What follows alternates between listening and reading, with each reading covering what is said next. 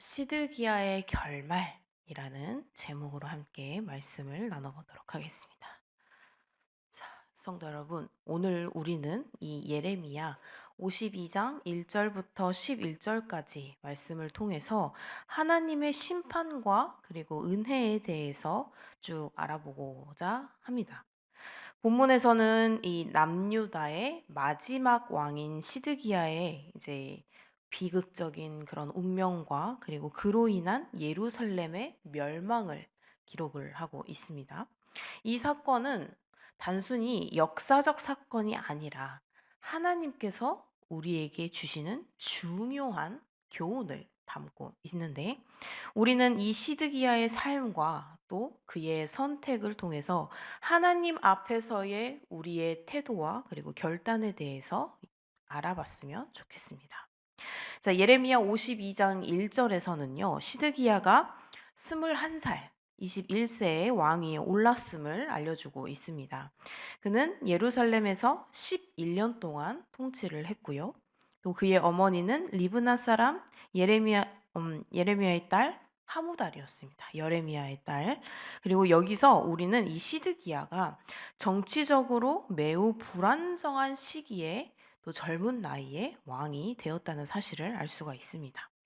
자, 그의 왕권은 왕 이제 느부갓네살에 의해서 세워졌으며 그는 바벨론에 충성해야 하는 그런 상황에 놓여 있었습니다. 하지만 이 시드기야는 바벨론에 충성을 다하지를 않았죠. 그는 하나님께 불순종을 했습니다. 또한 바벨론에 대항해서 바벨론의 반란을 일으키는 그런 선택을 했습니다. 이 선택은 단순히 보면은 정치적인 실수도 그 이상의 것이었죠. 이것은 하나님의 말씀을 무시하고 또 자신의 뜻대로 행하려는, 어떻게 보면 굉장히 교만한, 자신이 뭐든지 다 이룰 수 있을 것이다 생각한 자신만의 생각, 그런 교만한 선택이었습니다. 그의 이러한 불순종은 결국 하나님의 심판을 불러오게 되었습니다. 자, 본문 2절에서 보면은 시드기야가 여호야김의 모든 행위를 본받아서 여호와 보시기에 악을 행하였다라고 기록을 하고 있습니다. 이 시드기야는 그의 선조들처럼 하나님을 경외하기보다는 자신의 욕망과 그리고 정치적인 계산을 따라서 행동을 했습니다. 그는 예레미야 선지자를 통해서 주어진 그런 하나님의 경고를 무시를 했고요. 또 결국 이러한 상황에서 예루살렘을 파멸로 이끌게 되었습니다. 이 시드기야의 불순종은 단순히 자신 개인과 하나님의 뿐만 아니라 하나님과의 관계를 물론 무너뜨리기도 했고 또 그의 나라 전체를 무너뜨리는 결과를 초래를 했습니다. 하나님께서는 예레미야를 통해서 여러 차례 경고를 하셨죠. 경고를 하셨지만 이 시드기야는 그 말씀을 절대로 듣지 않았습니다. 그래서 시드기야는 하나님의 인도와 하나님의 보호하심을 무시하고요. 자신의 판단을 우선시했죠.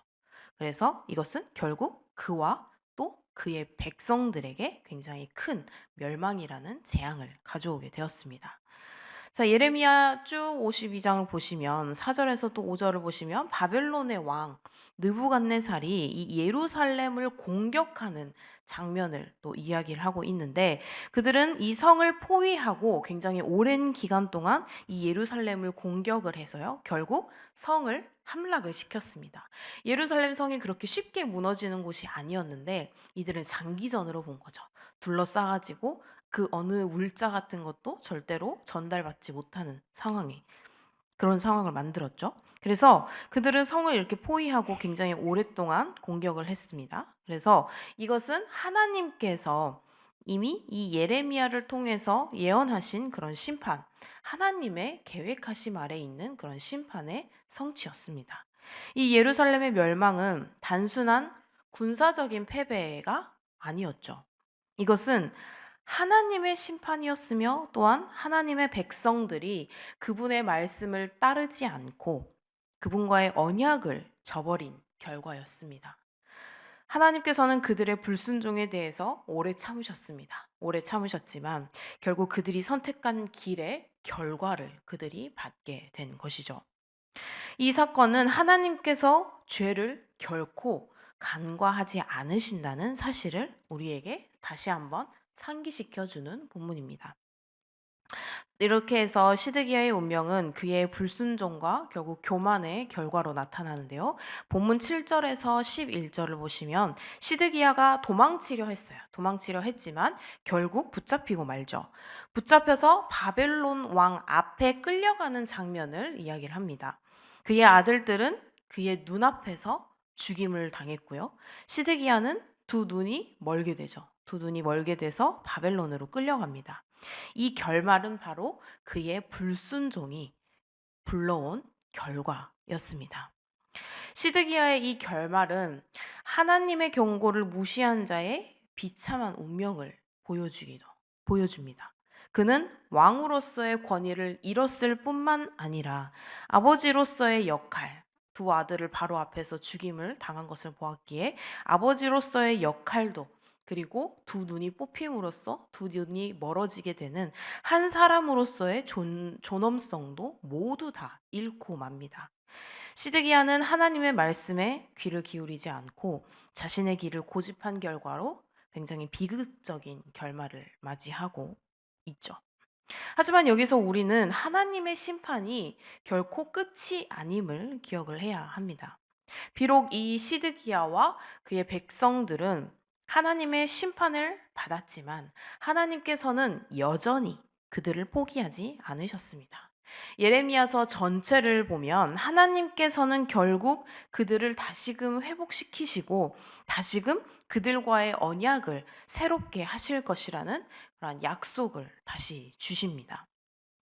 하나님의 심판은 그분의 거룩하심과 그리고 공의의 표현입니다.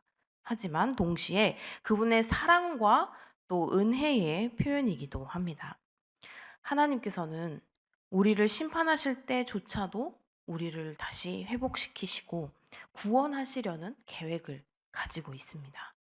시드기야의 이 이야기는 우리에게 하나님 앞에서의 겸손, 그리고 하나님 앞에서의 순종의 중요성을 가르쳐 주지만 동시에 우리의 실패와 죄악 속에서도 하나님께서 우리를 결코 포기하지 않으신다라는 희망, 소망을 가지고 있습니다. 우리는 이 시드기야를 통해서 우리가 교만했을 때, 우리의 그 고집 그대로 계속해서 끌고 나갔을 때 하나님께서 어떻게 해주시는지를 배웠습니다. 그리고 예레미야를 쭉 통해서 우리가 이 예레미야 안에서 하나님의 말씀을 어떻게 받아들여야 했을지, 또 이 말씀을 우리가 어떻게 순종을 해야 할지를 배웁니다. 결국은 하나님께서 말씀하시는 것은 심판이다. 무조건 너희들이 잘못했을 때 무조건 너희들을 심판할 것이다가 아니라 심판 안에서조차 하나님께서는 우리에게 기회를 주시고 너희 심판할 거야, 할 거야, 할 거야. 그러니까 잘해, 할 거야. 라고 계속해서 경고를 주시죠. 한 번으로 끝내버리시는 게 아니라 하나님께서는 계속 돌아오기를 바라시는 그 마음에 하나님께서는 예레미야를 통해서 경고하시고 또 경고하시고 또 말씀하시고 계속해서 돌아오기를 바라셨습니다. 하지만 이 예루살렘의 백성들은 어떻게 됐죠? 자신들의 고집을 꺾지 못하고 결국은 하나님의 공의로운 심판을 받게 되죠. 하나님께서는 이 심판을 하실 때조차도 하나님께서는 사랑으로 계속해서 기회를 주시고 또한 심판을 하셨지만 그 이후에 또 다른 기회를 주시고 또 다른 회복할 수 있는 그러한 은혜를 주셨습니다. 우리는 기억할 게 물론 공의로운 심판을 하시는 하나님을 기억해야 하겠지만 그보다 우리가 더욱더 깊이 기억해야 할 것은 하나님의 사랑은 우리를 심판으로서만 끝나는 것이 아니라 우리에게 기회를 주시고 몇 번이고 우리를 사랑하셔서 기회를 다시금 주신다라는 것입니다. 그래서 이렇게 시드기야의 이야기는 우리에게 하나님의 심판과 그리고 하나님의 은혜를 동시에 보여주고 있습니다. 우리는 하나님의 말씀에 귀를 기울이고요. 그분의 인도하심을 따르는 삶을 살아야 할 것입니다. 시드기야처럼 자신의 길을 고집하다가 이렇게 비극적인 결말을 맞이하는 것이 아니라 하나님의 말씀을 신뢰하고 하나님의 말씀을 순종함으로써 그분의 은혜와 그리고 그분의 회복을 경험하는 우리 모든 성도님들이 되시기를 간절히 소망합니다. 하나님의 심판은 그분의 사랑의 연장선상에 있음을 기억하십시오. 늘 겸손하게, 늘 사랑으로, 늘 하나님 앞에 나아가는 저와 여러분들이 되시기를 주님의 이름으로 축복합니다. 우리 성도님들, 많은 상황들이 있을 거예요. 많은 어려움이 또 있을 것이고, 또한 선택의 기로에 놓일 적이 많이 있을 것입니다. 이것을 해야 하나, 저것을 해야 하나, 이것이 더 좋아 보이고, 저것을 봤을 때 저것이 좀 더 나한테 이득이 될 것 같고, 우리가 그 선택의 상황에 왔을 때 우리의 이득보다는 하나님께서는 과연 이때 어떤 걸 선택하라고 말씀하실까? 라는 것을 다시금 한번 생각해 보시면서 선택을 하셨으면 좋겠습니다. 우리가 선택을 할 때 그런 마음이 있잖아요. 무언가 말을 할 때도 이 말을 할까 말까 하다가 하는 말이 있고, 할까 말까 하다가 안 하는 말이 있죠.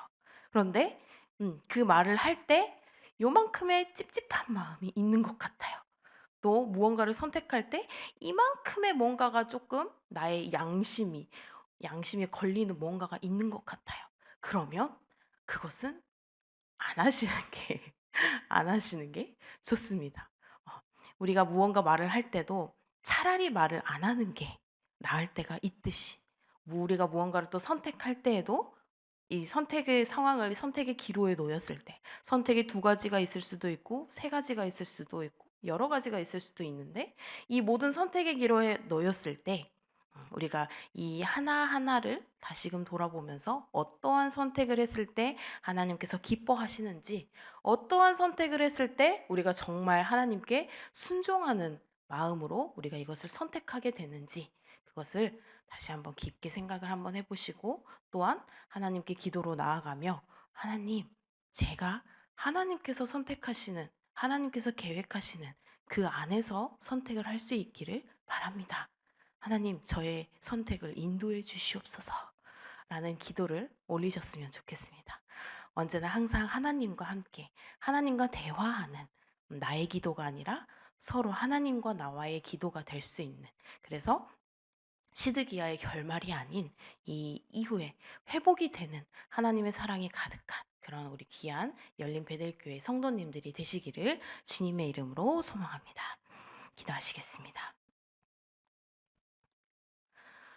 사랑과 은혜가 충만하신 하나님 아버지, 오늘 이 시드기야의 비극적인 이야기를 통해서 하나님의 말씀을 또한 깨닫게 하시니 감사합니다.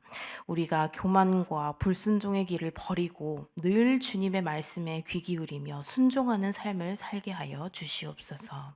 이 시드기야의 결말을 통해서 하나님의 공의와 심판을 또한 깨달았으나 우리도 늘 겸손히 주님의 뜻을 또한 따르게 하시고 그 안에서 참된 평안과 참된 회복을 누리게 하여 주시옵소서. 주님, 오늘의 나의 삶도 또한 주님께 맡겨드립니다. 오늘의 삶 또한 주님의 뜻을 따르게 하시고 또한 그 안에서 평안과 그 안에서 회복과 기쁨과 감사를 누리게 하는 축복을 허락하여 주시옵소서.